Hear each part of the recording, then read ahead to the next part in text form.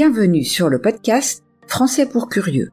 Je suis Sandra, professeure de français langue étrangère. Et ici, je vous parlerai des aspects intéressants, divertissants ou même étranges des cultures françaises et francophones.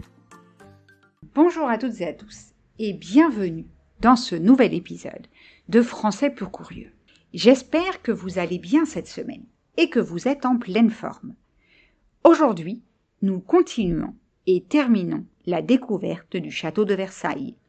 Je vous parle des jardins, de la galerie des glaces et d'une curiosité concernant le château.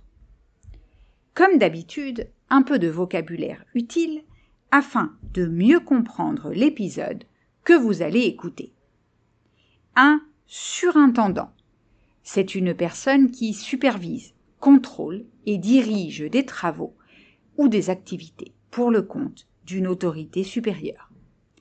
Un marécage. C'est un terrain humide, souvent couvert d'eau stagnante et envahi par les plantes aquatiques. Les intempéries.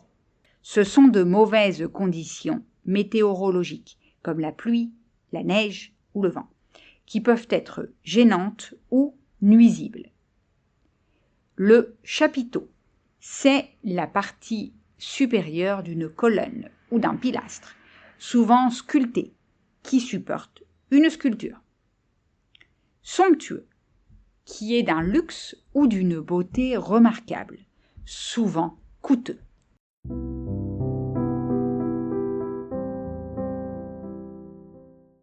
Entrons maintenant dans le vif du sujet.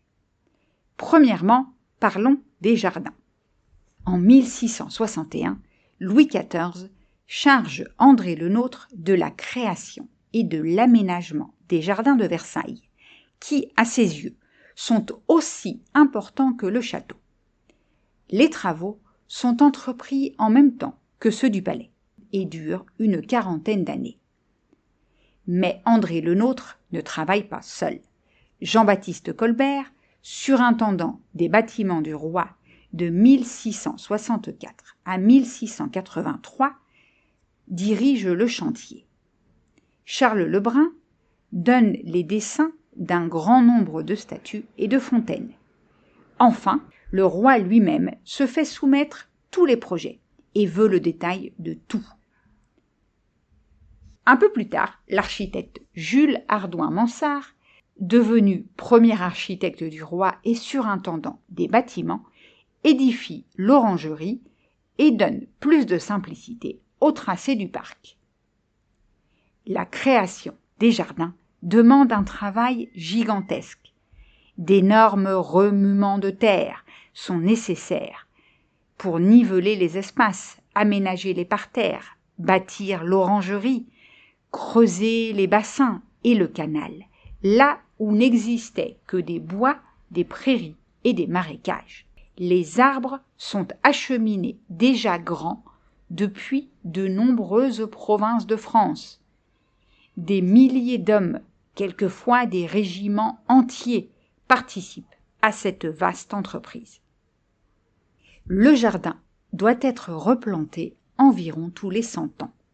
Louis XVI s'en charge au début de son règne. La replantation suivante a lieu sous Napoléon III. Après un certain nombre de tempêtes à la fin du XXe siècle, dont celle de décembre 1999, la plus dévastatrice, le jardin est entièrement replanté. Il offre actuellement un aspect jeune, comparable à celui qu'a connu Louis XIV.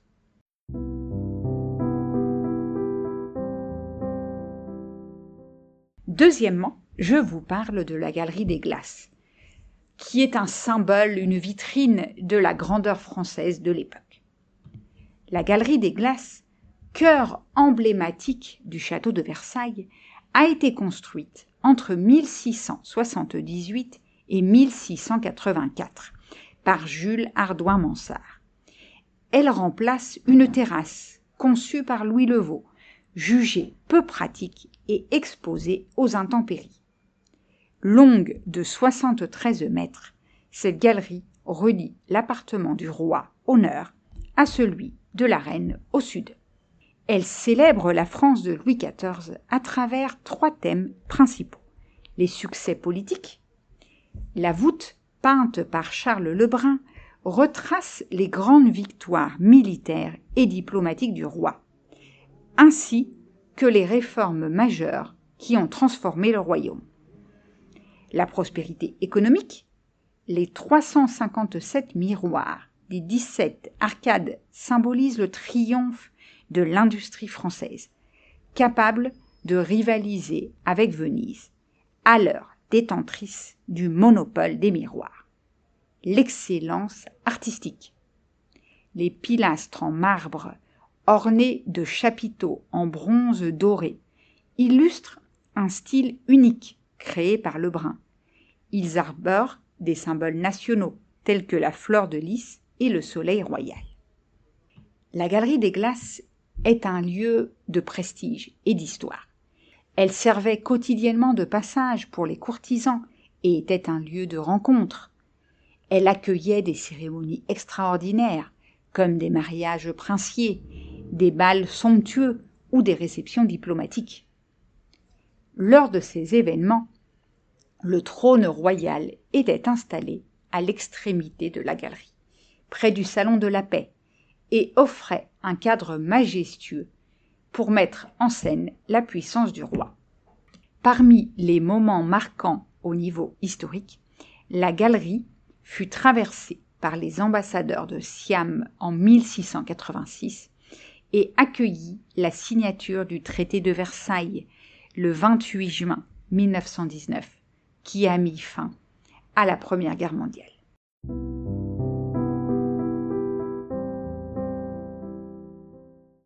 Je vous parle maintenant d'une curiosité du château liée à l'hygiène.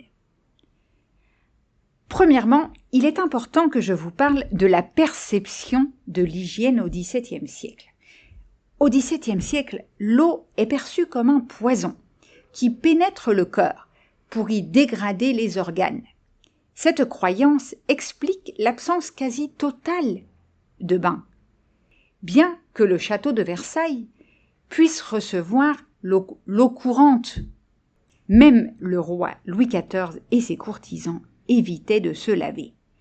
Pour masquer la saleté, on changeait fréquemment de chemise, on se frottait vigoureusement avec du linge blanc et on utilisait abondamment des parfums, créant parfois des odeurs étouffantes. Cette pratique d'hygiène sommaire est appelée la toilette sèche. Les soins bucco-dentaires étaient tout aussi rudimentaires. On utilisait de la pierre ponce en poudre ou de l'os de seiche pour nettoyer les dents et on parfumait la laine avec de la pâte d'iris. Cependant, aversion pour l'eau, les nobles continuaient de l'utiliser pour se laver les mains. En 1680, Louis XIV a fait aménager un appartement des bains, mais il servait davantage à exposer des œuvres qu'à l'hygiène corporelle.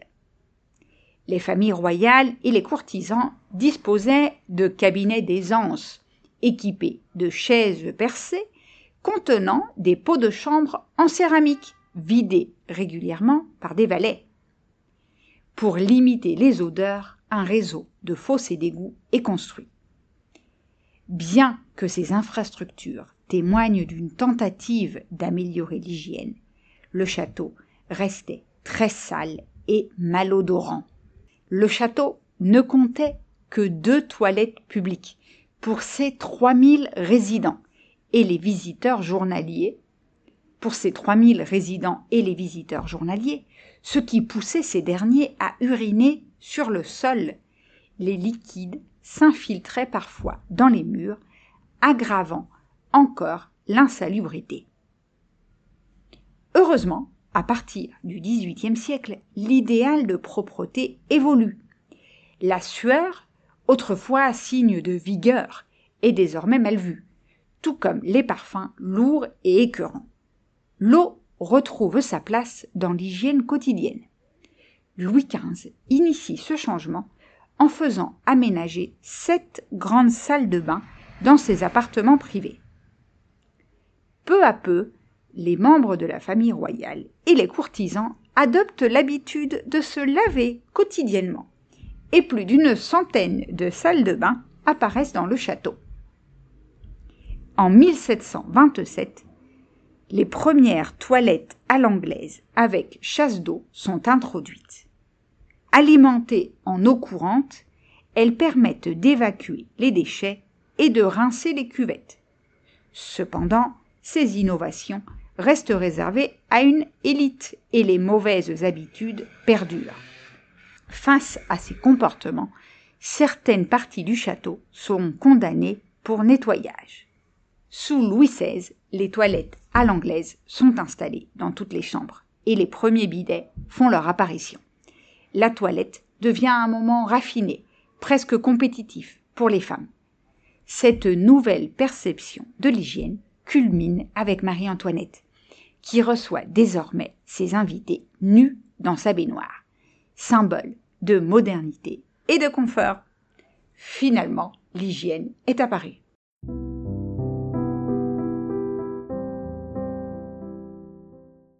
Et voilà, nous arrivons au terme de l'épisode d'aujourd'hui et de notre visite de Versailles. Merci de l'avoir écouté jusqu'au bout. J'espère que vous avez aimé ce que vous avez entendu.